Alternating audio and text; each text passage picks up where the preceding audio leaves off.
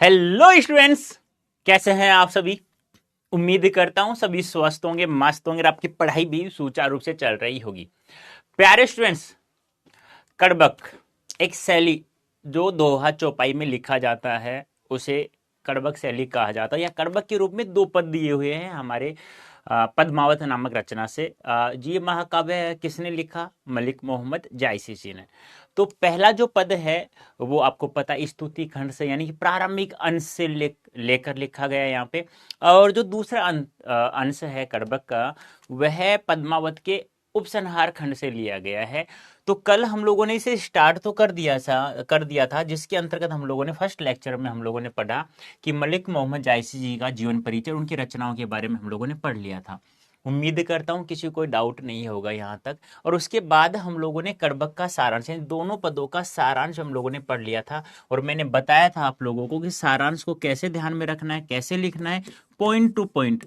बेटा पहले ही कह रहा हूं मैं आप लोगों को, यदि आप पॉइंट टू पॉइंट लिखते हैं तो 100% मार्क्स मिलेंगे। जितने भी नंबर का ये सवाल पूछा जाएगा कि कड़बक का सारांश लिखिए। और यदि आप एक पैराग्राफ के रूप में लिखते हैं, किसी भी पैराग्राफ के रूप में लिखते हैं, तो मुझे नहीं लगता आपको 100% मार्क्स प्राप्त होंगे। जैसा कह रहा हूं वैसा लिखेंगे तो 100% मार्क्स आराम से मिल जाएंगे। एक जिसमें कवि मलिक मोहम्मद सभी, और उसके बाद हम लोग पहले तो कड़बक दो पद दिए उनको पूरा करेंगे, उसके बाद प्रश्नोत्तर विद एमसीक्यूज, और वो भी पीवाईक्यूज के साथ में, विद एमसीक्यूज, और वो भी कैसे? पीवाईक्यूज के साथ में हम लोग इनको हल करेंगे। हाँ, कोई डाउट है क्या किसी को? शिवराज गुड, क्या गुणों को, गुड इवनिंग। कोई डाउट है किसी को? किसी करें स्टार्ट? तैयार हैं सभी? सोनाली, अंकित बेटा, पहला पद तो आपको पता ही स्तुति खंड से लिया गया है, जिसमें कवि मलिक मोहम्मद जायसी जी क्या कहते हैं कि मेरे रूप को मत देखो, रूप को मत देखो, मैं रूपहीन हूं, मत देखो, मेरे गुणों को देखो। किनको? गुणों को देखो, यानी मेरे गुणों को पढ़ो अच्छे से, पहला। दूसरा जो है वह उपसंहार खंड से लिया गया है, जिसमें उन्होंने कहा है कि मैंने ये जो पद लिखा है, ये जो रचना लिखी है पद्मावत, यह मैंने अपने खून की लई से, बहुत संघर्ष से लिखा है। मुझे पता है जिस प्रकार राजा रतन सेन नहीं है वर्तमान में जब मैं ये लिख रहा हूं, ना पद्मावती जी है, ना पद्मावती है, ना अलाउद्दीन खिलजी, ना राघव चैतन्य, कोई भी नहीं है। उसी प्रकार मेरी भी यह रचना रहेगी, और जो भी इसे पढ़ेगा वह मुझे 2 शब्दों में तो याद करेगा कम से कम। बस यही मेरे यहाँ पे चिन्ह रहेंगे। यही बात इसमें कही गई है। आज इसे हम लोग अच्छे से एक एक शब्द का अर्थ समझते हुए पढ़ते हैं। आप लोगों को पता ही होगा, उम्मीद करता हूं। नहीं पता है तो मैं बता देता हूं कैसे हम लोग किसी भी पद को, यानी कहने का मतलब क्या है कि कोई भी कविता है हमारे पद्य खंड से, उसे कैसे हम लोग ध्यान में रखें, कैसे हमें वो समझ में आएगा, कैसे हम लोग एक एक शब्द का अर्थ पढ़े इसे। तो उसकी मैं एक तरीका बता देता हूँ। उस तरीके से हम लोग पढ़ेंगे ना तो आराम से कहानी के रूप में याद हो जाएगा। ठीक है, देखो सबसे पहले हमें क्या करना है, ऐसे पद देगा हमें, क्या देगा? ऐसे पद। पहले तो मुझे ये बताइए, हाँ आज एमसीक्यूज रहेगा बेटा। एमसीक्यू हमारे भाई इस्माइल बॉय, सचिन मौर्य वंशी, एमसीक्यूज हमेशा होता है चैप्टर के एंड में होता है, जब चैप्टर फिनिश होता है ना बेटा, तब एमसीक्यूज होता है। चैट ऑफ कर सकता हूँ? चैट ऑफ कर दूंगा, ये करवा देते हो आप लोग तो 100% मेरी गारंटी है, मैं समझाऊंगा 100% उंगलियों पे ऐसे। और आप कहते हो नहीं सर चैट ऑफ मत कीजिए, तो फिर ऐसे हम लग रहा है। कोई बात नहीं, फर्स्ट लेक्चर नहीं देखा ना, कोई बात नहीं है, फिर भी मैं समझा दूंगा। और बताइए, फिर ये समझ में नहीं आएगा, फिर आप बातें करते रहोगे। Very good, thank you so much सभी का। यस यस यस यस मिल रहा है, थैंक यू यार बेटा, थैंक यू सो मच। यही प्यार मुझे चाहिए, और ऐसा जैसा मैं कह रहा हूँ वैसा करते रहिए। मेरी गारंटी है 100% मार्क्स मैं दिलाऊंगा। हिंदी में ना पद्यांश, उस पद में डर लगने लग जाता है बेटा, एक भी सवाल नहीं जाने दूंगा बाहर। अब देखिए, अब कोई पद आ जाता है, कैसे पढ़े हम लोग, कैसे उसे समझे? ऐसे पद देखे थे तो हमें डर लगने लग जाता है। डरना मत, आपका बड़ा भाई है ना अभी, चिंता क्यों करते हो आप? देखो क्या करना है, सबसे पहले तो हमें उस पद को पढ़ना है, जो भी पद दिया होता है ना पद्यांश, उस पद को रीड करना, बस आराम आराम से, आराम आराम से पढ़ना। उसके बाद उसके शब्दार्थ दिए हुए होते हैं, उन शब्दार्थों को पढ़ना है। उसके बाद उसकी व्याख्या दी हुई होती है, उस व्याख्या को पढ़ना। बस ऐसे हम लोगों को ये चलना है, ठीक है। पहले पद पढ़ना आराम आराम से, फिर उसके शब्दार्थ पढ़ना है, फिर उसकी व्याख्या करनी, फिर वापस से इस पद के पास जाएंगे हम लोग। फिर हम लोग इसको अच्छे से, जैसे हम लोगों ने पद पढ़ा, फिर शब्दार्थ पढ़ा, फिर व्याख्या पढ़ी, फिर हम वापस से जब हम लोग पद पर जाएंगे, फिर हम लोग एक एक शब्द का अर्थ पढ़ेंगे और कहानी के रूप में से समझने की कोशिश करेंगे, समझ में आ जाएगा।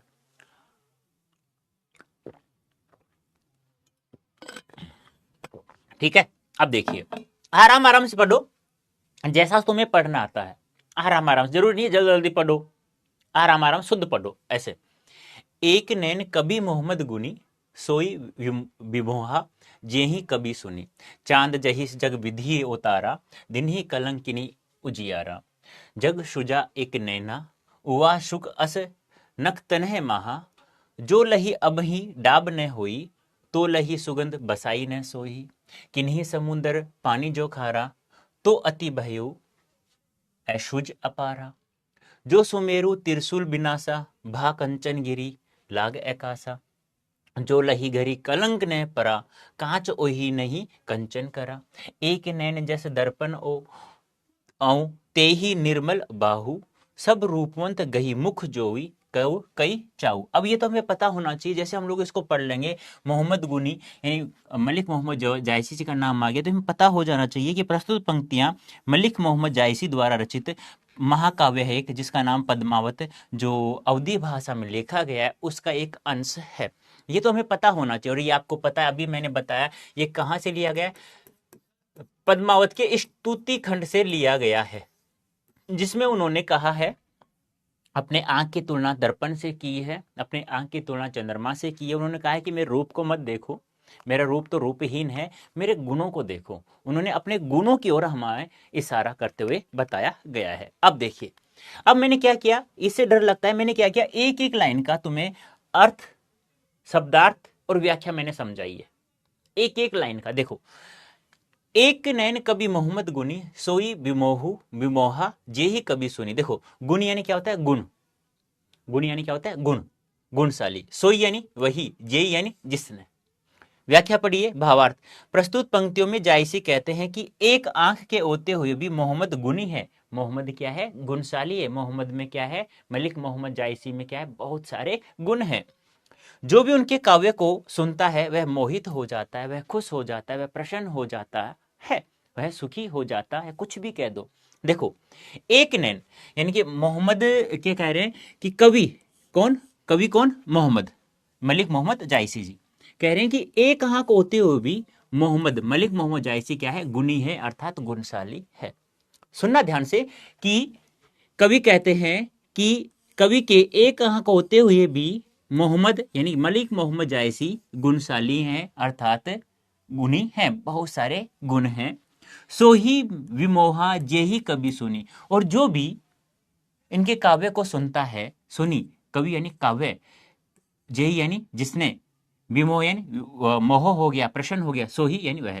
कहने का मतलब क्या है कि मोहम्मद मलिक मोहम्मद जायसी यानी कवि के एक ही आंख है, लेकिन फिर भी मलिक मोहम्मद जायसी यानी मोहम्मद क्या है, गुणी है, गुणशाली है, गुणवान है। जिसने भी उनके काव्य को सुना है या पढ़ा है वह क्या हो जाता है, मोहित हो जाता है, यानी कि उनको बहुत अच्छा लगता है। यानी कि मोहम्मद मलिक मोहम्मद जायसी एक आंख होते हुए वह क्या है, गुणशाली है।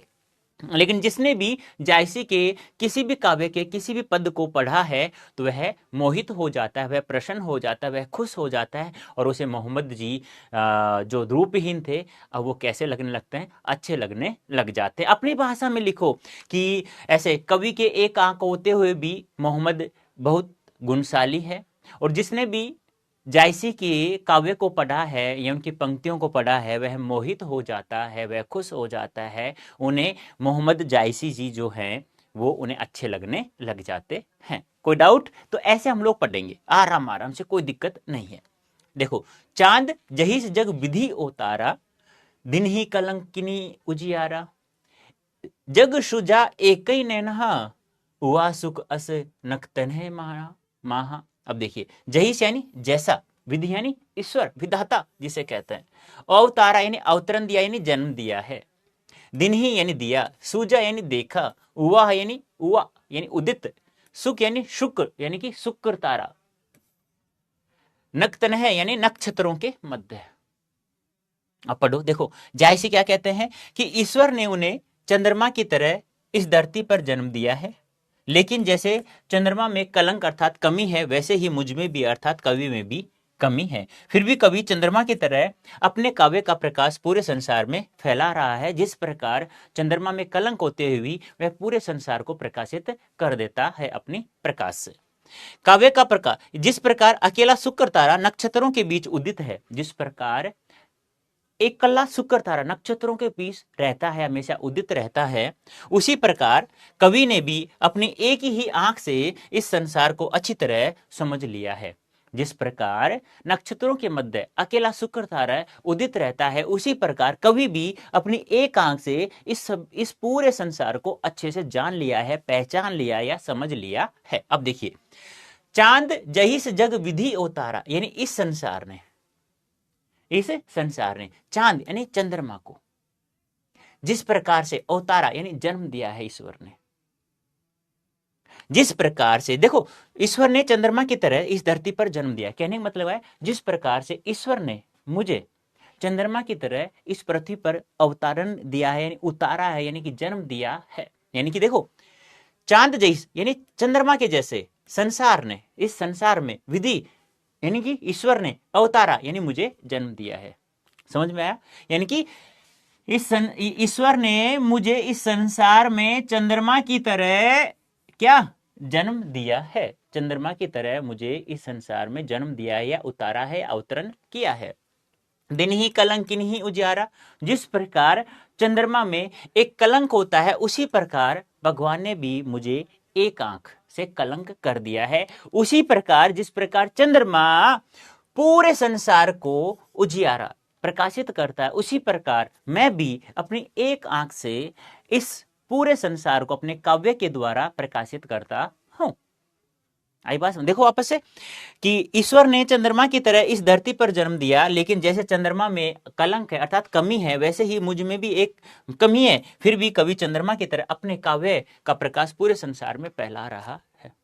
आई बात? देखो डरना मत, एक एक चीज को देखो, ऐसे मत खोलना कि चांद यानी क्या होता है, जहीस यानी क्या होता है, जग यानी क्या होता है, विधि यानी क्या होता है। दो तीन शब्दों का अर्थ याद रखो। यानी कि देखो, विधि यानी विधाता ईश्वर भगवान, जग यानी संसार, चांद यानी चांद बाबा चंद्रमा, ठीक है। दिन ही दिया है, कलंक यानी कलंक, किन्हीं यानी उजियारा, उजियारा प्रकाश। ऐसे रटो मत, कभी तुम इनको रटने लग जाओ, नहीं, ऐसे याद रखो। उजियारा प्रकाशित करना, प्रकाश फैलाना, चांद यानी चंद्रमा, कलंक यानी कलंक, जग यानी संसार, विधि यानी ईश्वर भगवान, अवतारा यानी उतारा है या जन्म दिया है, अवतरित किया है। देखो क्या कहते हैं कवि मलिक मोहम्मद जायसी जी कि ईश्वर ने मुझे इस संसार में चंद्रमा की तरह जन्म दिया है। जिस प्रकार इस संसार में चंद्रमा है, उसी प्रकार मुझे भी इस संसार में उसने उतार दिया है, जन्म दे दिया है। दिनी कलंक, जिस प्रकार चंद्रमा में कलंक दिया गया है, उसी प्रकार इस कवि में भी यानी इस मलिक मोहम्मद जायसी में भी एक कलंक है। वह रूपहीन है, लेकिन फिर भी वह अपने इस काव्य से इस पूरे संसार को प्रकाशित करता है। जिस प्रकार से चंद्रमा में कलंक है, वह अपने प्रकाश से इस पूरे संसार को प्रकाशित करता है, उसी प्रकार से कवि भी अपने काव्य से इस पूरे संसार को प्रकाशित करता है। आई बात समझ में? कोई डाउट? क्या कहेंगे? ऐसे अपने दिमाग से, अपने शब्दों में याद रखो, ऐसे कि जिस प्रकार से ऐसे कि ईश्वर ने इस संसार में मुझे चंद्रमा की तरह जन्म दिया है, यानी उतारा है, अवतरित किया है। जिस प्रकार चंद्रमा में एक कलंक है, वह अपने प्रकाश से पूरे संसार को प्रकाशित करता है, उसी प्रकार यह कवि भी यानी यह मलिक मोहम्मद जायसी भी अपने काव्य से इस पूरे संसार को प्रकाशित करता है। अपने शब्दों में कोशिश करो, कहानी के रूप में याद हो जाए। जग सूझा एक ही नैना, हुआ सुख अस नक्तन है माना। यानी कि जिस प्रकार से इस संसार में, जग यानी संसार, सूझा यानी क्या होता है? देखा, एक ही नैना, यानी कि मैंने इस संसार को एक ही आंख से देखा है। यानी भगवान ने मुझे एक ही आंख दी, एक तो मेरी फोड़ दी, चेचक रोग से समाप्त हो गई। तो इस संसार को मैंने एक ही आंख से देखा है, एक ही आंख से देखा है। वह सुख अस नकनहे ताना, जिस प्रकार, जिसे प्रकार नख तने यानी कि नक्षत्रों के बीच में एक ही शुक्र तारा हमेशा हुआ उदित रहता है, उसी प्रकार मैंने भी इस पूरे संसार को एक ही आंख से देखा है, अर्थात एक ही आंख से समझ लिया है, पहचान लिया है, यानी कि जान लिया है। कोई डाउट? कोई डाउट नहीं है ना? ऐसे कहानी के रूप में याद रखना कि जिस प्रकार से नक्षत्रों के मध्य एक ही शुक्र तारा उदित रहता है, उसी प्रकार इस संसार को मैंने भी एक आंख से देखा है, अर्थात उसे एक ही आंख से समझ लिया है, पहचान लिया है। अब कहानी के रूप में देखो क्या करोगे कि इस संसार में ईश्वर ने मुझे चंद्रमा की तरह जन्म दिया है। जिस प्रकार चंद्रमा में एक कलंक दिया हुआ होता है, फिर भी वह अपने प्रकाश से इस पूरे संसार को प्रकाशित करता है, उसी प्रकार यह कवि भी अपने काव्य के द्वारा, अपने पदों के द्वारा इस पूरे संसार को प्रकाशित करता है। नक्षत्रों के मध्य एक शुक्र तारा हमेशा उदित रहता है, उसी प्रकार मैंने भी इस एक आंख से इस पूरे संसार को देख लिया है, पहचान लिया है, जान लिया है। आगे देखिए, जो लही अम्ब ही डाब ने होही, तो लही सुगंध बसाई न सोही। देखो, जो लही यानी कि जब तक, जो लही यानी कि जब तक, अम्ब ही यानी आम में, अम्ब ही यानी आम में, डाब यानी कि नुकीलापन, कांटा, आम का नुकीलापन यानी फूटती हुई मंजरी। कवि कहते हैं कि जब तक आम में नुकीली डाब अर्थात मंजरी नहीं होती, तब तक उसमें सुगंध नहीं आएगी। देखो, जो लही यानी कि जब तक अम्ब ही आम में डाब न हुई, डाब नुकीलापन नहीं आएगा, मंजरी नहीं आएगी, तो लही सुगंध बसाई न सोई, तब तक उसमें किसी प्रकार की सुगंध का बसावट नहीं होती। जब तक आम की मंजरी नहीं आएगी, आम में नुकीलापन नहीं आएगा, तब तक उसमें खुशबू समाहित नहीं होगी। आई बात? इतना ध्यान रखो कि जब तक नुकीली यानी मंजरी नहीं होगी, तब तक उसमें सुगंध नहीं आएगी, सुगंध का बसत नहीं होगा, सुगंध उसमें समाहित नहीं होगी। ऐसे याद रखो। देखो, ऐसे याद रखो, भूल भी जाओ गलती से, अम ही का अर्थ याद रखना, अम ही यानी कि आम, फिर कोई दिक्कत नहीं आएगी। आम में डाब नहीं होगी, डाब मतलब नुकीलापन, मंजरी नहीं आएगी। जब तक आम में डाब नहीं आएगी, डाब करते भूल जाओ तो कोई दिक्कत नहीं है, लेकिन अम ही का अर्थ मत बोलना यहाँ पे कि जब तक जो लही यानी जब तक, यानी कि जब तक आम में डाब नहीं होगी, नुकीलापन यानी मंजरी नहीं होगी, तब तक उसमें सुगंध का वास नहीं होगा, जब तक उसमें सुगंध समाहित नहीं होगी। आगे देखिए, किन्हीं समुद्र पानी जो खारा, तो अति भयउ असुज अपारा। असुज यानी जिसे कुछ भी समझ नहीं आए, अपार यानी जिसका आर, अपार यानी जिसका आर पार नहीं दिखाई दे। यानी जैसे कहते हैं समुद्र का पानी खारा है, इसलिए वह अत्यधिक असुज है, यानी अपार है, अर्थात जिसमें कुछ भी समझ नहीं आता। यानी कि यदि देखो, आप सोचो, यदि समुद्र का पानी खारा नहीं होता, यदि समुद्र का पानी खारा नहीं होता, क्या वो रहता आज तक? नहीं। लोग क्या कर लेते, उसका यूज कर लेते किसी प्रकार से। तभी तो वह बहुत ज्यादा, जब तो वह हमें आर पार दिखाई नहीं देता, कुछ समझ भी नहीं आता कितना पानी है इसमें, हम लोग समझ सकते हैं क्या? वैसे माप सकते हैं, बहुत सारे यंत्र हो गए, लेकिन आप लोग देख सकते हो कितना दूर अपार, कहां तक देख सकते हो आप, आपको बहुत ज्यादा दिखता है वो, यानी आपको दिखता है इसका अंत ही नहीं है, ऐसा लगता है। तो वही बात है, किन्हीं समुद्र पानी जो खारा, यदि समुद्र का पानी खारा नहीं होता, यदि समुद्र का पानी, समुद्र नहीं समुद्र, शुद्ध लिखना सीखो, ये समुद्र होता है शुद्ध ऐसे हिंदी में, तो यदि समुद्र का पानी खारा नहीं होता, तो इसकी विशालता, इसकी विशालता अति भयउ असुज पारा, इसलिए तो इसकी विशालता जो है वह असुज है, यानी हमारी समझ में नहीं आती है। इसमें ऐसा लगता है कि पता नहीं कहां तक पानी भरा हुआ है, जो कहीं अंत भी नहीं है। और यदि पानी खारा नहीं होता, तो आज तक इसका प्रयोग कर लेते, समुद्र भी खाली हो जाते। पानी खारा है तभी तो वो रुका हुआ है, तभी तो हमें असुज लगता है, यानी हमें सूझता ही नहीं है, हम समझ ही नहीं पाते कितना पानी है, कहां तक पानी है, हमें कैसा लगता है, बहुत दूर तक पानी पानी दिखाई देता है। तो कवि क्या कहते हैं, यदि समुद्र का पानी खारा नहीं होता, तो ये हमारे लिए असुज नहीं होता। इस समुद्र का पानी खारा है इसीलिए हमारे लिए असुज है, यानी कि हम जिसके बारे में समझ नहीं सकते, कोई किसी प्रकार सोच विचार नहीं कर सकते हैं, इसलिए अंत तक हमें दिखाई देता रहता है। जो सुमेरु त्रिशूल विनाशा भा कंचनगिरी आग आकाशा। जो सुमेरु यानी सुमेरन पर्वत, सुमेरु पर्वत, त्रिशूल यानी कि भगवान शिव का त्रिशूल, विनाशा यानी नष्ट करना, भा यानी हुआ, कंचनगिरी यानी सोना, आग यानी आग, आकाश यानी आकाश, आकाश यह मैंने सभी पर शब्दों का अर्थ नहीं लिखा है, मैं लिख देता हूं। आकाश यानी आकाश, आकाश, कंचनगिरी यानी सोना, भा यानी हुआ, विनाशा यानी नाश कर देना, त्रिशूल यानी त्रिशूल भगवान शिव का त्रिशूल, सुमेरु यानी सुमेरु पर्वत, सुमेरु पर्वत। देखो प्रस्तुत पंक्ति में जायसी कहते हैं कि जब तक सुमेरु पर्वत को त्रिशूल से नष्ट नहीं किया गया तब तक वह सोने सा पर्वत आग के समान नहीं हुआ, अर्थात उसकी आग, इसमें और जोड़ दो, अर्थात ऐसे लिखो, सोने के समान नहीं हुआ और उसकी आग नहीं हुआ, उसकी आग, उसकी आग आकाश तक फैल गई, फैल गई, ऐसे और लिख लेना।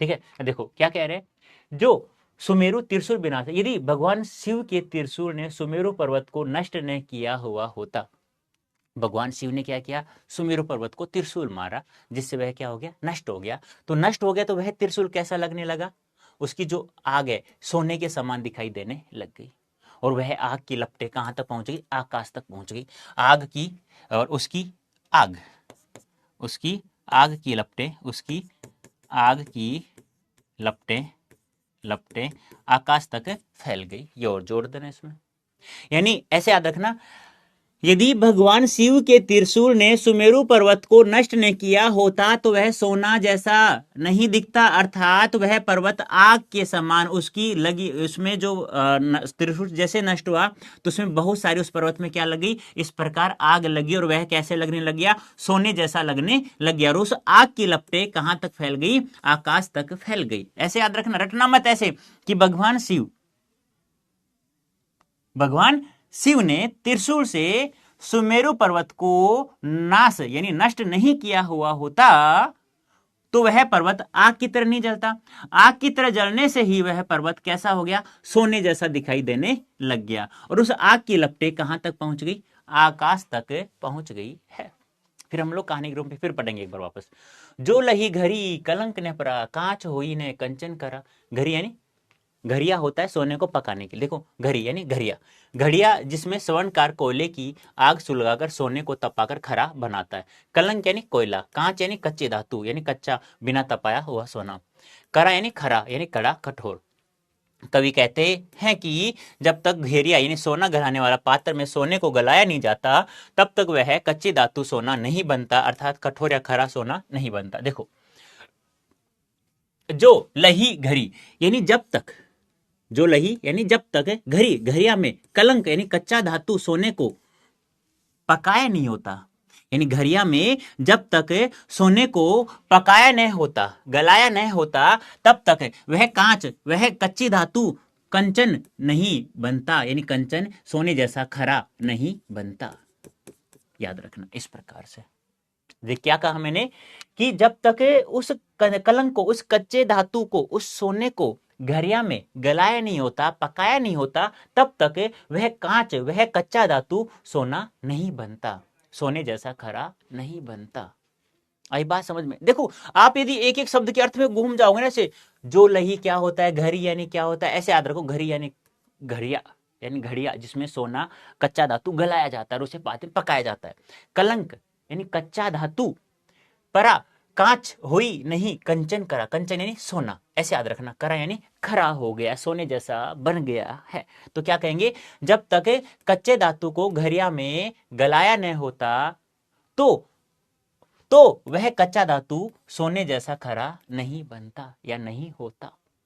यानी क्या कहेंगे, ऐसे याद रखो कि कच्चे धातु को जब तक घड़िया में गलाया नहीं होता तब तक वह सोना खरा नहीं बनता, वह सोना नहीं बनता, ऐसे याद रखना। नेक्स्ट, एक नैन जस दर्पण ओही ते ही निर्मल बाहु, सब रूपवत गही मुख जो ही कही चाहू। निर्मल यानी निर्मल, स्वच्छ, मैल मुक्त, साफ।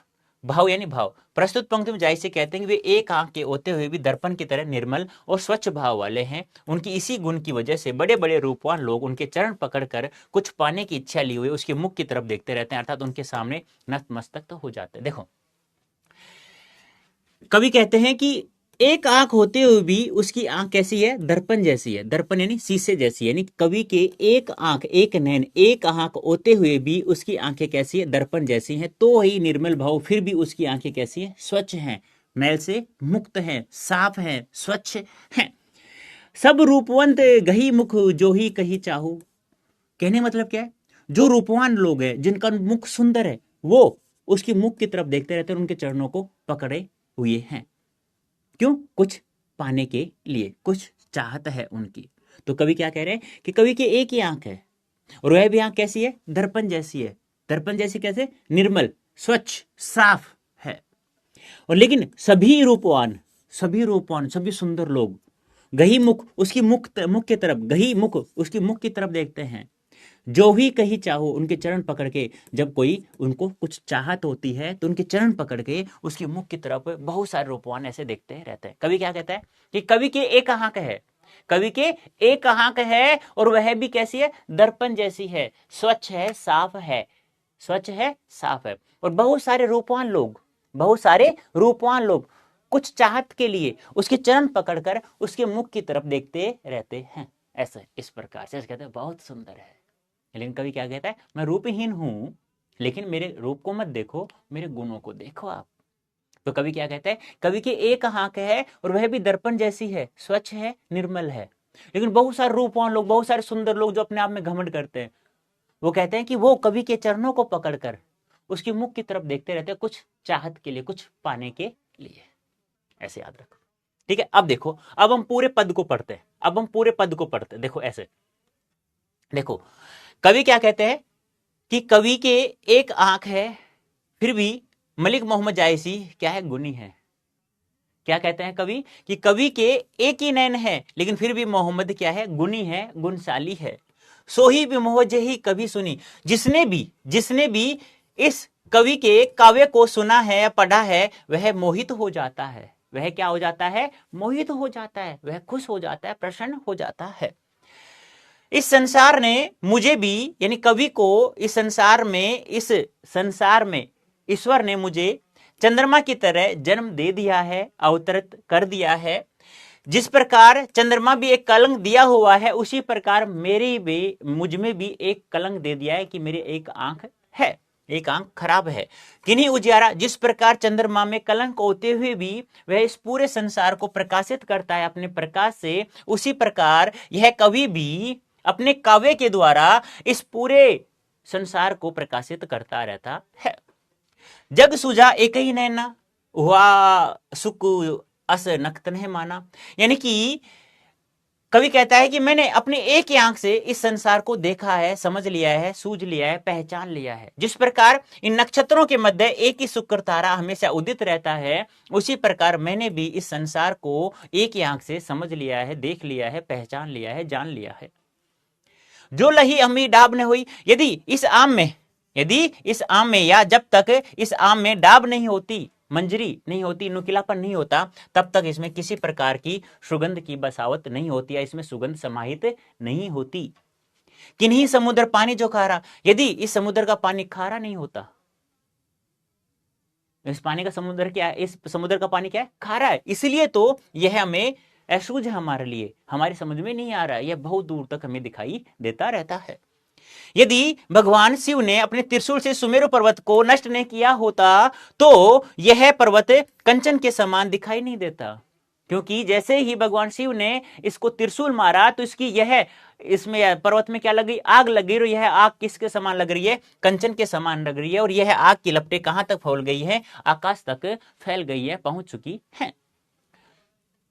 जो लही घरी कलंक न पारा, यानी यह इस कच्चे धातु को, घरिया में जब तक पकाया नहीं होता, गलाया नहीं होता, तब तक यह कच्चा धातु, यह कांच कंचन जैसा खरा नहीं बनता, यह धातु सोने जैसा नहीं बनता है, सोना नहीं बनता। कवि कहता है कि मेरी एक आंख है, कवि कहता है कवि की एक आंख है और वह भी दर्पण जैसे स्वच्छ है, निर्मल है, साफ है, तो हुई निर्मल भाव, वह क्या है, आंख निर्मल है, स्वच्छ है, साफ है।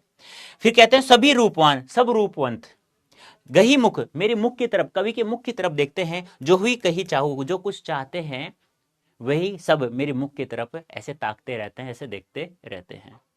अब फिर आप एक बार क्या करोगे, फिर इनको इन बस ऐसे पढ़ने के बाद इस भावार्थ को एक बार फिर से पढ़ लेना, फिर कोई डाउट नहीं होगा, आराम आराम से प्रत्येक सवाल का जवाब आप लोग दे देंगे, कोई दिक्कत नहीं आएगी। अब बताइए मुझे, किसी को कोई भी डाउट इस प्रकार से यहां से किसी प्रकार का और कोई डाउट है क्या, बताइए। पहले कड़बक में किसी को कोई डाउट है क्या, अब बताइए फटाफट जल्दी से। क्या कहानी के रूप में याद नहीं हुआ, भी एक दाग सही थी काव्य को। ओ मन जानी कवि कौनखी लेगा पावा, प्रेम को दूसरा दूसरा ये लो भी देखो, मोहम्मद यह कभी जोरी सुनावा, सुना जो प्रेम पीर गा पावा, प्रेम का पीर कहा जाता है ना। जोरी लाई रकत के ले, यानी कि खून की लेई से, यानी बहुत ही संघर्ष है, दुखों से, कष्टों से इसे मैंने लिखा है, खून की लेई से। खून की लेई मतलब बहुत दुख, कष्ट, संघर्ष से। गाड़ी प्रेती नैन, अपने गड़े हुए प्रेम से, बहुत ही दुख के विरह वाला प्रेम होता है ना, उसे एक आंख से नैन जल से भिगोया है मैंने इस पूरे काव्य को।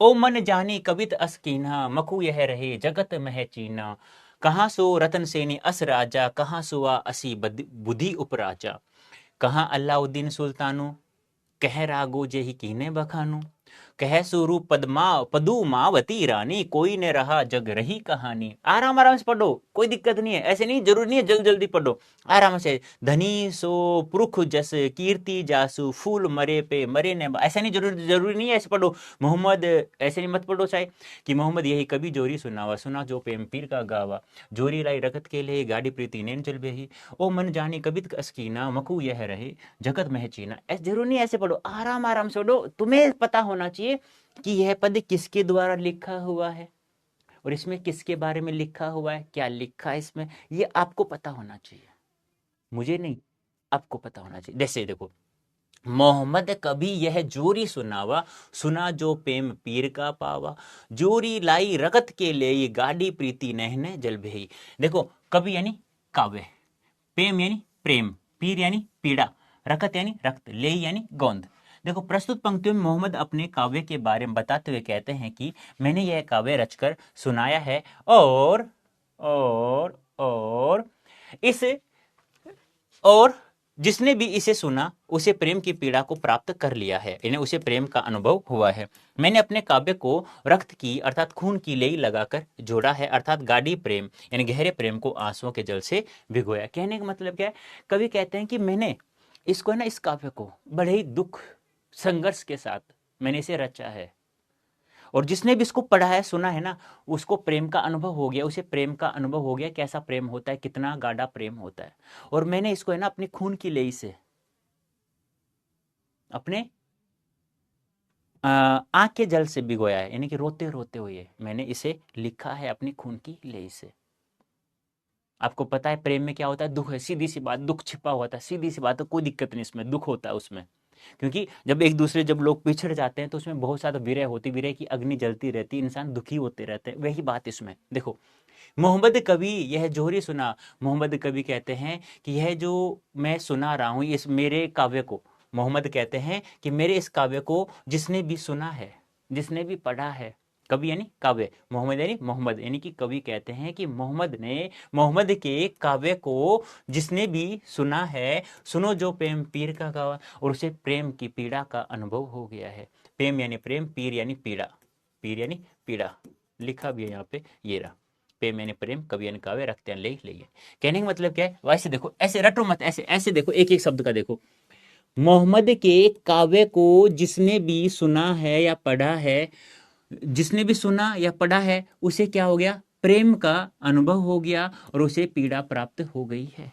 उसे पीड़ा हो गई है, उसे पीड़ा का अनुभव हो गया है, प्रेम का अनुभव हो गया, यानी प्रेम का अनुभव हो गया मतलब पीड़ा का अनुभव हो गया, यानी प्रेम की पीड़ा का अनुभव प्राप्त कर लिया है। कहने का मतलब क्या है, कवि कह रहा है जिसने भी मोहम्मद के काव्य को सुना है या पढ़ा है उसे प्रेम की पीड़ा का अनुभव हो गया है। जोरी लाई रकत के लिए ही गाड़ी प्रीति नैन जल भोई, यानी जोरी लाई रकत के लिए, यानी कि मैंने इसे कैसे जोड़ा है, इसे कैसे लिखा है, रक्त की खून की लेई से ले यानी गोंद से मैंने इसको लिख दिया, यानी कि बड़े संघर्ष के साथ में, बड़े दुख के साथ में मैंने इसे लिख दिया है। गाड़ी प्रेती नहन जल भिगोई, और मैंने इसे गहरा किस प्रकार किया, इस प्रेम को कैसे, मैंने इसे अपने आंखों के जल से भिगोया है, यानी आंखों के जल से मैंने इसे अच्छे से भिगो दिया है, रच दिया है। इसलिए जिसने भी इस मोहम्मद के काव्य को सुना है उसे प्रेम की पीड़ा का अनुभव हो गया, क्योंकि मैंने इसे बहुत दुखों संघर्ष अर्थात खून की लेई से रचा है। और इसे मैंने कैसे भिगोया, इसे कैसे गहरे प्रेम में डुबो दिया है, क्योंकि मैंने इसे अपने खून, अपने आंखों की जल से इसे भिगोया है, इसलिए यह गहरा हो गया प्रेम। कैसा हो गया, गाढ़ी प्रीति, यह प्रेम कैसा हो गया, गहरा, क्योंकि मैंने इसे अपने आंखों के आंसू से मैंने इसे भिगो दिया है, इसलिए सबको प्रेम की पीड़ा का अनुभव हो गया। ऐसे रटना नहीं, ऐसे सीधा सीधा ऐसे याद रखो कि मोहम्मद के काव्य को जिसने भी सुना है उसे प्रेम की पीड़ा का अनुभव हो गया है, यानी उसने प्रेम की पीड़ा को प्राप्त कर लिया है। और मैंने इसे कैसे लिखा है, खून की लेई से, बहुत ही दुख संघर्ष के साथ लिखा है। और इस प्रेम को मैंने कैसे गाढ़ा किया है इसको लिखते समय, क्योंकि इसे मैंने अपनी आंखों के जल से भिगोया है, अपने आंसुओं से इसे भिगोया है, इसे आंसुओं से मैंने भिगोया है, रचा है। इसी प्रकार से यह प्रेम कैसा हो गया, गाढ़ा हो गया, गहरा हो गया है। ये पढ़ लिया, अब आगे देखो। ओ मन जानी कबित असकीना, मक यह रहे जगत मह चीना, कहाँ सो रतन सेन अस राजा, कहाँ सोआ असी बुद्धि उपराजा, कहाँ अल्लाउद्दीन सुल्तानो, कहाँ राघव जय किन्हीं बखानू, कह स्वरूप पदुमावती रानी, कोई न रहा जग रही कहानी। कहते हैं कि ये इनमें से कोई भी नहीं रहा, ना रतन सेन है, ना पद्मावती है, ना अल्लाउद्दीन है, राघव चेतन है, सुआ है, तोता, कोई भी नहीं है, लेकिन इन सब की कहानी रह गई है। उसी प्रकार मेरी भी कहानी, यह लिखी हुई रची हुई कहानी है, या जो रचना है यह रह जाएगी चिन्हों के रूप में। देखो, मुख यानी मुझे, जगत यानी संसार, सुआ यानी तोता, स्वरूप यानी स्वरूपवती यानी बहुत अच्छी। प्रस्तुत पंक्तियों में जायसे कहते हैं कि मैंने इस काव्य की रचना यह सोचकर या जानकर की थी कि मेरे मर जाने के बाद इस संसार मेरी आखिरी निशानी यही हो। अब न वह रतन सेन है, न वह रूपवती पद्मावती है, न बुद्धिमान सुआ यानी तोता है, सुआ यानी तोता है, और न राघव चेतन अर्थात अलाउद्दीन खिलजी है। आज मुझे इनमें से कोई भी नहीं है, लेकिन इस संसार में प्रतिष्ठा के रूप में उनकी कहानी रह गई है। देखो, राघव चेतन भी अलग है और अलाउद्दीन खिलजी भी अलग है। न राघव चेतन है, न राघव चेतन, और न अलाउद्दीन खिलजी है। ठीक है, इसको हटा दो। सुआ है, न राघव चेतन, और न अलाउद्दीन खिलजी है। इसको काट के और लगा देने यहाँ पे। ठीक है, क्या कह रहे हैं, ओ मन जानी कविता सकीना, मक है रहे जगत महन चीना, यानी कवि क्या कहते हैं कि मेरा मन है ना अच्छे से जान लिया है, क्योंकि इस संसार में केवल क्या रहेगा, मेरी एक कविता रहेगी, मेरी रचना रहेगी। मक यह रहे जगत में चीना, और यही इस संसार में मेरे चिन्ह के रूप में लोगों को प्राप्त रहेगी। कहने का मतलब क्या है कि मैंने इस काव्य की रचना यह सोचकर जानकर की है कि मेरे मर जाने के बाद इस संसार मेरी आखिरी निशानी यही रहेगी। यानी कि ओ मन जानी, यानी कि मेरे मन ने यह जान लिया है कि यह काव्य असकीना, मैंने इस काव्य को इसीलिए रचा है। मक यह रहे जगत में, जैसे मैं यह मर जाऊंगा, मैं यहाँ नहीं रहूंगा, तो इस संसार में मेरे चिन्ह के रूप में केवल यही काव्य यहाँ पे रहेगा। अब ऐसे मत सोचना कि ये क्या है, ऐसे ओ मन क्या होता है, जानी क्या होता है, कविता क्या होता है, कविता नहीं होता है काव्य। असकीना मक यह रटना मत इन चीजों को, तुम सोचो रट लूंगा कहीं। मेरा कहने मतलब क्या है, वो कह रहा है, कवि क्या कह रहा है कि मेरे मन ने अच्छे से पहचान लिया है कि जब मैं नहीं रहूंगा या मैं मर जाऊंगा, इस संसार में नहीं रहूंगा, तो चिन्ह के रूप में सिर्फ मेरा यह काव्य रहेगा। आपको उल्टा सुल्टा जोड़ना है, आपको रटना नहीं है कहीं तुम एक एक शब्द का अर्थ जोड़ जोड़ के सोचो। ओ मन जानी, जान लिया है, पहचान लिया है, काव्य स्कीना पद चिन्हों के रूप में केवल मेरा काव्य रहेगा, मैं नहीं रहूंगा, ऐसे नहीं। ऐसे याद रखना कि कवि कहता है कि जब कवि मर जाएगा तो चिन्ह के रूप में सिर्फ उसका काव्य ही रह जाएगा और कोई निशानी नहीं रहेगी। निशानी के रूप में बोल दो, निशान रूप में कहे काव्य रह जाएगा, चिन्ह के रूप में काव्य रह जाएगा। कहां सो, अब कह रहा है कि कहां है रतन सेन राजा। रतन सेन राजा है क्या? नहीं, क्योंकि पद्मावती किसकी कहानी है? चित्तौड़ के राजा रतन सेन की और पद्मावती की और अलाउद्दीन खिलजी की, यही तो कहानी है ना। तो बताओ कहां रतन सेन है? फिलहाल नहीं है। कहां सुआ तोता है क्या? नहीं है। बुद्धि उपहारा, क्योंकि बुद्धिमान, सुआ तोता, बुद्धि तोता को क्या बताया गया? बुद्धिमान बताया गया। क्या वो है क्या? वो भी नहीं है। कहां है अलाउद्दीन खिलजी? अलाउद्दीन सुल्तान है क्या? नहीं है। कहां राघव चेतन कीना बखानू, यानी राघव चेतन नहीं है तो मैं क्या बखानू? कौन किसके बारे में कौन जानेगा? नहीं ना। लेकिन कहां स्वरूप पद्मावती, कहां पद्मावती रानी है? नहीं है। कोई नहीं रहा जग रही कहानी, इस संसार में कोई नहीं रहा, लेकिन इस संसार में क्या रही है? उनकी कहानी रही है। यानी कवि क्या कहते हैं कि जब मैं इस संसार में मर जाऊंगा तो मेरे चिन्हों के रूप में यह मेरा काव्य रहेगा, जो मैंने रक्त की लेई से लिखा है, जिसे इस प्रेम को मैंने अपने आंखों के जल से सींचा है। यह काव्य मेरा निशानी के रूप में रह जाएगा जब मैं इस संसार में नहीं रहूंगा। इस संसार में राजा रतन सेन नहीं है, सुवा तोता बुद्धिमान तोता भी नहीं है, अलाउद्दीन खिलजी भी नहीं है, राघव चेतन नहीं है, ना रानी पद्मावती है। कहीं इनका चिन्ह शेष है क्या? नहीं। लेकिन इनकी कहानी अभी भी जिंदा है, इस संसार में है, इसलिए सब लोग इसे याद करते हैं। इसीलिए अब इसमें जोड़ दो, इसीलिए मुझे भी लोग इन दो शब्दों में मुझे याद रखेंगे जब मेरे इस काव्य को लोग पढ़ेंगे, तो यही मेरी निशानी, अंतिम निशानी रहेगी। ऐसे जोड़ रहे हैं कहानी के रूप में। धानी सोई अस कीर्ति जासु, फूल मरे पे मरे न बासु। यानी धानी यानी धन्य, कीर्ति यानी कीर्ति, बासु यानी सुगंध। यानी कवि कहते हैं कि वह पुरुष धन्य है जिसकी कीर्ति यश इस संसार में है, उसी तरह रह जाती है जिस प्रकार फूल मुरझा जाने पर भी उसकी सुगंध रह जाती है। कहने का मतलब क्या है? आप मुझे बताओ, आप मर जाओगे, मैं मर जाऊंगा, आपको और मुझे कौन कैसे याद करेगा? यदि मैंने कर्म, आपने यदि कर्म अच्छे किए हैं तो आप लोगों को लोग अच्छे याद करेंगे, अच्छे से याद करेंगे। आपके चिन्ह जो शेष है, आपने जो कर्म किए थे उन कर्मों को याद करेंगे। और आपने किसी को गाली दिया है, बुरा सोचा है, बुरा किया है, तो आपको गालियों से याद किया जाएगा। उसका मतलब याद ही मत करो, इससे अच्छा, सीधी सी बात है। तो कवि यही कहता है कि वह पुरुष क्या है? धन्य है, जिसने इस अपनी कीर्ति और यश में संसार में है। कहने का मतलब क्या है? धानी यानी धन्य है, सो जस कीर्ति जासु, यानी जिस मनुष्य की कीर्ति आज भी यश के रूप में है, वही क्या है? आज धन्य है। यानी कि जिस पुरुष की, यानी वही पुरुष धन्य है जिसकी कीर्ति यश प्रतिष्ठा आज मौजूद है। यानी व्यक्ति के द्वारा किए गए कर्म ही उसकी यश प्रतिष्ठा के रूप में लोग उसे पहचानते हैं उसके मरने के बाद। फूल मरे, जिस प्रकार फूल मुरझा जाता है, फूल मर जाता मतलब फूल मुरझा जाता है, पर मरे न बासु, पर उसकी सुगंध हमेशा शेष रह जाती है, यानी उसकी सुगंध कभी नहीं मरती है, वह सुगंध अपनी बिखेर जाता है। ऐसे याद रखना कि जिस व्यक्ति की, यानी या वही व्यक्ति धन्य है जिसका यश और कीर्ति से आज लोग उसे पहचानते हैं। क्योंकि किसी व्यक्ति जब कोई मर जाता है तो उसकी यश और कीर्ति ही वहां पे रहती है, जिस प्रकार एक फूल मुरझा जाता है, मुरझाने के बाद में उसकी खुशबू यहाँ पे शेष रह जाती है। केई ने जगत जस बेचा, केई ने लीने जस मोल, जो यह कहानी पढ़ कहानी हम संवरे दुई बोल। केई यानी किसने, बेचा यानी बेचा, यश जस यानी यश। प्रस्तुत पंक्ति जैसे कहते हैं कि संसार में यश न तो किसी ने बेचा है और न ही किसी ने खरीदा है। किसी प्रतिष्ठा किसी ने कोई खरीद सकता है क्या? नहीं। न बेच सकता है, नहीं। अर्थात मोल भाव किया है। कवि कहते हैं कि जो मेरे द्वारा रक्त से रची इस कहानी को पढ़ेगा वह हमें दो शब्दों में याद रखेगा, या दो शब्द तो बोलेगा। यानी कि केई ने जगत जस बेचा, यानी इस संसार में क्या किसी ने किसी यश को बेचा है? नहीं। या किसी ने किसी इस यश को मोल किया है, मोल भाव किया है? नहीं।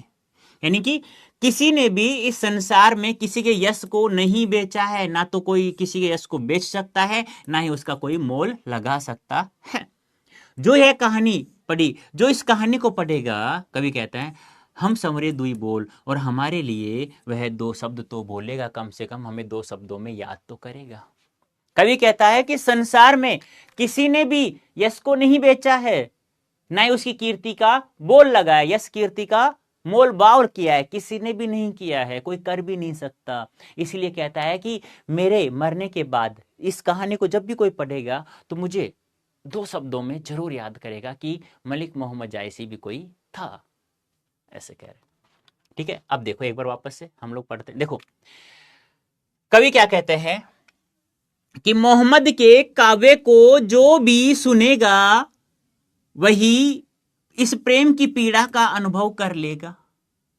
प्रेम की पीड़ा का प्राप्त कर लेगा, यानी गा लेगा या सुन लेगा, यानी अनुभव कर लेगा।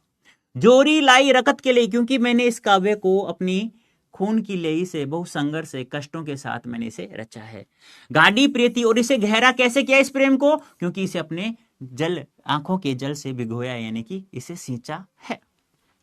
जो मन जाने कवित असकीना, मकु यह रहे जगत में चीना, यानी कि मैंने जान लिया है, पहचान लिया अच्छे से, क्या कि मेरे मरने के बाद मेरा ये काव्य ही क्या रहेगा, जीवित रहेगा, मेरी कहानी ही जीवित रहेगी। मको यह जगत मन चीना, और इस संसार में, इस संसार में मेरे मरने के बाद जब मैं नहीं रहूंगा तो चिन्ह के रूप में यह शेष रहेगी। अब कहते हैं कि बताओ रतन सेन है क्या यहीं, कहा नहीं। क्या सुआ तोता बुद्धिमान तोता है यहाँ, नहीं। क्या अलाउद्दीन खिलजी यहाँ, नहीं। क्या राघव चेतन है, नहीं। क्या किसके बारे में बखानू, किसी बारे में नहीं कह सकता कुछ भी। क्या रूपवती रानी है यहाँ पे, पद्मावती नहीं है। अब बताओ इस संसार में कुछ भी नहीं रही है, लेकिन उनकी कहानी शेष रह गई है। उसी प्रकार से वही पुरुष धन्य है जिसकी यश कीर्ति यहाँ पर मौजूद है। जिस प्रकार से फूल मुरझा जाता है उसकी खुशबू शेष रहती है, उसी प्रकार उस पुरुष की भी यश और कीर्ति यहाँ पर हमेशा विजयी रहती है, लोग उसकी कहानी गाते रहते हैं। अब मुझे बताइए, क्या इस संसार में किसी व्यक्ति के यश को बेचा है क्या किसी ने, नहीं। क्या किसी ने इसका मोल भाव लगाया, नहीं।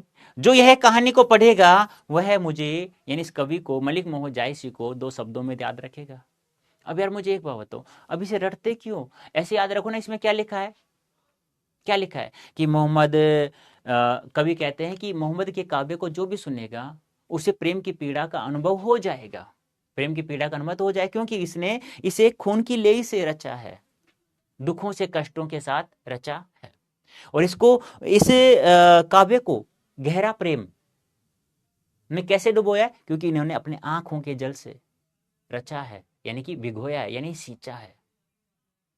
क्योंकि मैंने जान लिया, पहचान लिया है कि जो भी व्यक्ति अच्छे से इस संसार में अपने यश और कीर्ति को, प्रतिष्ठा छोड़ जाता है, क्योंकि इस संसार में शेष के रूप में वही चिन्ह शेष रहते हैं, उन्हीं चिन्हों के द्वारा व्यक्ति को याद किया जाता है। इस संसार में न तो अभी वर्तमान में अलाउद्दीन खिलजी है, न रतन सेन है, न बुद्धिमान तोता है, न राघव चेतन है, पद्मावती रानी, किसके बारे में बखान करूं, लेकिन उनकी कहानी यहाँ पे शेष रह गई है। फिर कवि कहता है कि वही पुरुष धन्य है जिसकी कीर्ति यहाँ पे शेष बची हुई, क्योंकि उसके यश और कीर्ति से उस व्यक्ति को याद किया जाता है। फिर कवि कहता है कि किसी ने इस संसार में किसी के यश को बेचा है क्या, क्या किसी ने मोलभाव किया है क्या, नहीं। इसीलिए मैंने अपने यश, प्रतिष्ठा के रूप में लिखी ये कहानी है, इसको जब भी जो पढ़ेगा वह मुझे 2 शब्दों में तो याद करेगा, इसलिए उसने यह काव्य रचा है, महाकाव्य रचा है। अब देखो यहाँ पे, अब बताओ मुझे कोई डाउट है यहाँ तक, फिर हम लोग हमको कोई टाइम टेबल, क्योंकि दर्पण स्वच्छ निर्मल जैसा हम लोग देखा, फिर भी शर्म मत करना, मैं कह रहा हूँ डाउट नहीं हो सकता, बाई चांस किसी को फिर भी डाउट हो, बेटा पूछते रहना, शर्म मत करना प्लीज, ठीक है। हाँ कोई बात नहीं यूज करते हो तो। अब देखिए यहाँ पे कवि ने अपने एक आंख की तुलना दर्पण से क्यों की है, बताओ क्यों की है, क्योंकि दर्पण स्वच्छ निर्मल जैसा हम लोग देखते हैं वैसा दिखता है ना, वैसा ही कवि को ऐसा अनुभव हुआ है, वह भी एक आंख से संसार को समझ लिया है अच्छे से। देखो कवि अपने एक आंख से देखता है, उसके आधार पर ही काव्य रचना करता है, इसलिए उनकी एक आंख उसका दर्पण है, वही आंख से पूरे संसार को देखता है, समझता है। वह अत्यधिक निर्मल है, तभी तो वह एक आंख से काव्य रचता है। वह, यह आंख उसके लिए कलंक भी नहीं है, क्योंकि सामान्य व्यक्ति जितना 2 आंखों से देखता है, कवि वह सब एक ही आंख से देखता है। इस कारण कवि अपनी एक आंख को दर्पण मानता है, शीशा मानता है। ये ध्यान आप लोगों को रखना होगा। क्लियर है यहां तक? हाँ बेटा, मेरा नाम है अंजलि कुमारी। पहले कड़वक में कलंक, कांच, कंचन से क्या था, कंचन यानी क्या होता है, सोना, कांच यानी धातु, कलंक यानी चंद्रमा में कलंक होता है, वह भी कच्चा धातु जिसे कहा गया यहाँ पे। पहले कड़वक में वह चंद्रमा है, पर उसकी एक आंख, एक कान, चेचक का बद्धा रूप उसका कलंक ही है, चंद्रमा की तरह। कवि के अनुसार जिस प्रकार चंद्रमा में कलंक रहता है, फिर भी वह प्रकाशमान रहता है और चारों ओर प्रकाश फैलता है। जिस प्रकार जिस तरह चंद्रमा जिस तरह पूरे संसार को देखता है, उसी तरह कवि भी एक आंख से सारा संसार देखता है। यह कांच से तात्पर्य कच्चे धातु, जिसको मैल डालकर साफ करके कंचन बनाया जाता है, यानी घड़िया का मैल एक रसायन डाला जाता है, तभी कांच का कंचन बनता है, यानी कांच यानी कच्चे धातु का सोना बनता है, तो सोना चमक उठता है। उसी प्रकार यहाँ भी जायसी का यह कलंक ही उसका सोना बना देगा। कहने का मतलब क्या है,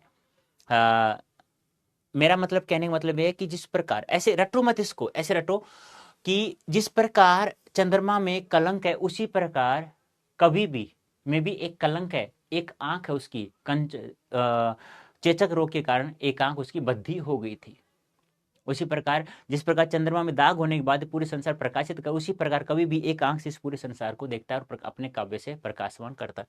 कांच और कंचन, जिस प्रकार घड़िया में कच्चे धातु को गला करके सोना पकाया जाता है, उसी प्रकार कवि ने भी इस संसार को अच्छे से एक आंख से समझ करके पूरा काव्य रच दिया है। ऐसे रटो मत, समझो उसे, अपने शब्दों में लिखो, मजा आ जाएगा। कवि ने किस रूप में स्वयं को याद रखे जाने की इच्छा व्यक्त की है, 2 शब्दों में इसका मर्म बता दीजिए। कवि जायसी का काव्य रक्त से रचा गया है। इसमें गाढ़ी प्रीति अर्थात गहरे प्रेम की पीड़ा है, इसलिए कवि को विश्वास है कि उसका काव्य संसार में बना रहेगा और सदा पहचाना भी जाएगा।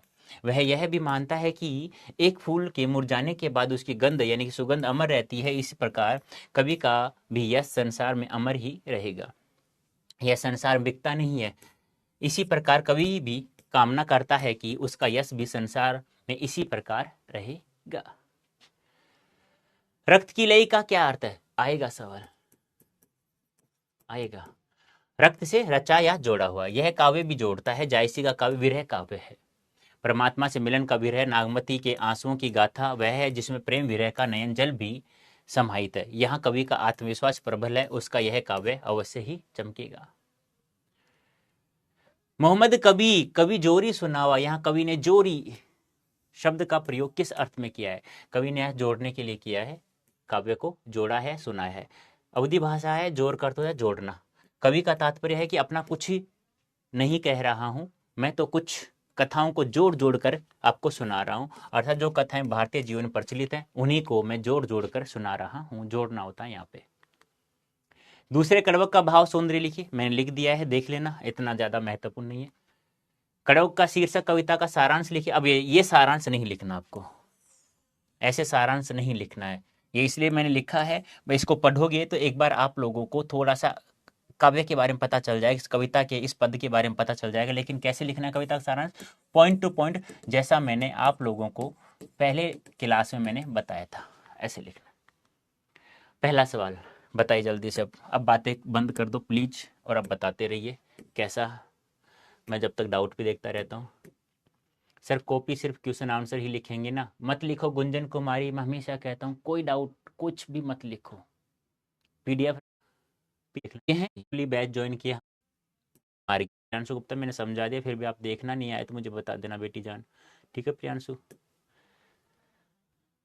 तो मोहम्मद जायसी किस धारा कवि हैं, प्रेम मार्गी, याद है, बताया था मैंने आपको।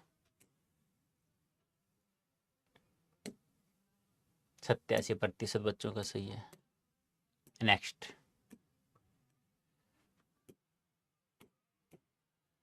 ये हो गया, ओके। ये अपनी आंख से, जायसी ने अपनी एक आंख की तुलना किससे की है, दर्पण। 100% आंसर आना चाहिए बेटा यहाँ पे, 63% बच्चों का आंसर सही है।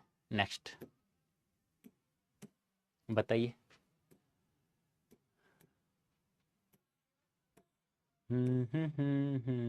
सर इसका सब्जेक्ट आज करवा दीजिएगा ना, हाँ बेटा, थैंक यू। न्यू बैच वाले सेशन जिसमें जो प्रेम के लिखना पड़ेगा, नहीं नो। जायसी ने अपने बारे में इतनी अच्छी बातें कही, हाँ बेटा। कवि मोहम्मद जाय अपने, हाँ बेटा सर फिर समझ गए, ओके सर। ये सब जो पंक्ति हैं इसको भी लिखना पड़ेगा, नहीं नोट्स नहीं बनाना। साक्षी कुमारी, कितनी बार बताऊं नोट्स नहीं बनाना है, सर मेरा पोल नहीं हो रहा, कोई बात नहीं। रूपाली आप ये देखते रहो कितने सवाल आपके सही हो रहे हैं, बस इतना देखते रहो। कड़वक में कौन सी बात पाई गई है, भक्ति की महिमा, प्रेम की महिमा पाई गई है। 90% बच्चों का सवाल सही है। प्रेम के पीर के कवि कौन है, ये सवाल बड़ा गजब बेटा, आएगा, ये आएगा बेटी जान, ये आएगा। सर आज बहुत उदास था, अपना इतना अच्छा पढ़ा, बड़ा भाई है उसे सर ना, कोई दिक्कत नहीं मुझे। प्रेम का पीर कौन है, जायसी। सबसे कह रहा हूं मैं, एक बच्चे से नहीं कह रहा हूं, सबसे कह रहा हूं। जायसी किस काल के कवि थे बेटा, रीति, आधुनिक, भक्ति, आदिकाल, किस काल के थे?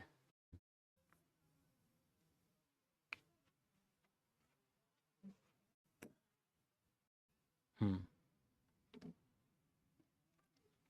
तो जायसी किस काल के? भक्ति काल के।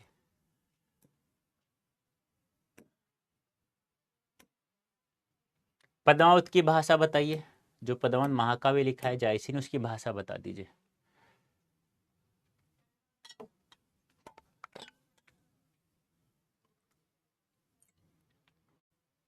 तो रे बस, और कुछ ही नहीं, फिर मैं सब संभाल लूंगा बेटा, कोई डाउट नहीं है आपको, आपको डरना मत बस। अवधि भाषा। कड़बक कहाँ से लिया गया है? आपसे एक सवाल और आ सकता है। जायसी कड़बक के रूप में कितने पद दिए गए हैं? तो आप कहेंगे दो। ये भी ध्यान रखना। अखरावत, आखिरी कलाम, पद्मावत, कन्हावत। बताइए कहाँ से लिया गया है?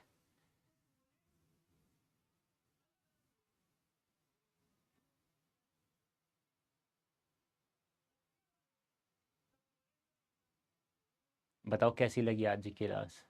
मजा आया? कहानी के रूप में याद क्या? 20% क्या, 30% कुछ सी थे। जायसी मानता हूँ मैं उसको, नहीं आता वो समझ में। तो पद्मावत से। जायसी थे। जायसी बताओ क्या थे? जायसी क्या थे भाई? फकीर। थोड़ा। चलो। फकीरी, फकीर फकीर फकीर फकीर।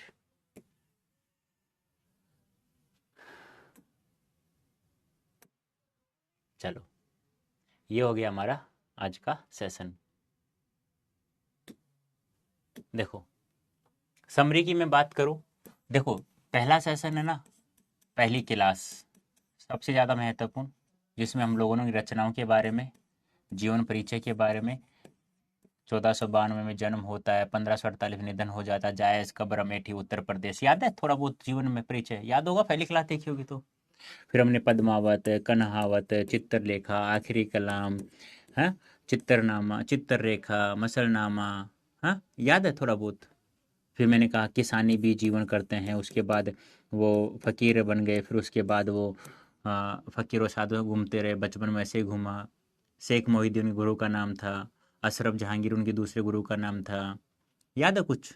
बस वो याद रखना है। फिर दोनों पदों पदों में बस आपको क्या करना है, बस व्याख्या व्याख्या देखनी है और कुछ ही मत देखना। बस व्याख्या व्याख्या पढ़नी है कम से कम 2 या 3 बार। फिर जितने क्वेश्चन आंसर मैंने करवाए हैं, बस उनको बिना देखे लिखते रहना है, बार बार बार बार बिना देखे लिखना है, बस ये ध्यान आपको रखना है और कुछ भी मत करना। होमवर्क भी यही है, जितने भी क्वेश्चन आंसर मैंने करवाए, ये सारे के सारे पीवाई क्यूज थे। मैं अपनी तरफ से कुछ भी ऐड नहीं करता हूँ, लेकिन जैसा आंसर मैं लिखता हूँ वैसा लिखने की कोशिश किया करो, यदि 100% मार्क्स चाहिए तो बस। और इन सवालों को बिना देखे याद, बिना देखे लिखो। जब तक बिना देखे नहीं लिखोगे, बिना देखे लिखो, जब तक बिना देखे नहीं लिखोगे तो फिर दिक्कत ही दिक्कत है बेटा। ये थी हमारी आज की क्लास। कैसी लगी आज की क्लास? बताइए जल्दी से। क्या आपको कहानी के रूप में ये याद रहेगा या नहीं रहेगा? हाँ बताओ कैसा लगा जी। बड़े भाई से कभी कोई शर्म नहीं करता है, और जो शर्म करेगा फिर आपको पता है ना, पिटाई होगी जबरदस्त तरीके से। Okay, bye bye.